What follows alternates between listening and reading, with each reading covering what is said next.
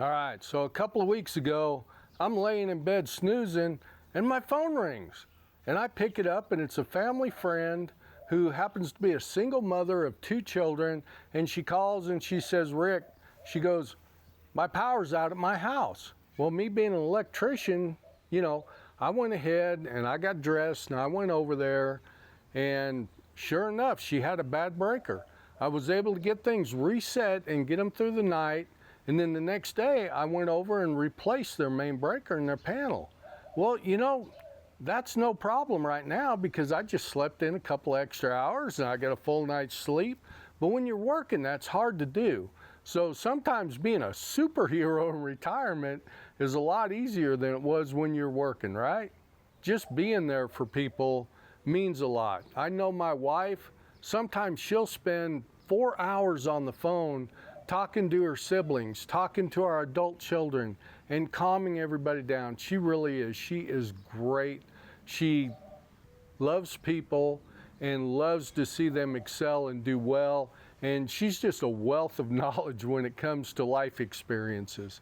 So, that can be a way that you can really help people out. My way of helping people out is more with my hands. Hers is more with her brain and the way she speaks to people. She just has a real calming effect. But you know what? If you don't have a big family or people who depend on you a lot, you can do a lot of different things. When you go to the supermarket, has somebody ever held the door for you, and smiled at you, and you went in and it just made you feel better? And then maybe a little later, you went ahead and you held the door for somebody. That kind of stuff really pays off. When you're in retirement, you're not in as big a hurry. So go ahead and try to help people out when you can. Not too long ago, I was in the store and there was an elderly woman. She had a walker in one hand and she had a gallon of milk in the other, and she was struggling and she almost slipped and fell. And I stopped to help her, and I grabbed her gallon of milk for her, and her daughter came around the corner and thanked me. Just little things like that can really make a person's day. And they can make your day much better as well. So you have to remember, when you retire, you are retiring from something. You're retiring from a career, but you also need to try to retire to something. Personally, myself, I'm doing a lot of YouTube.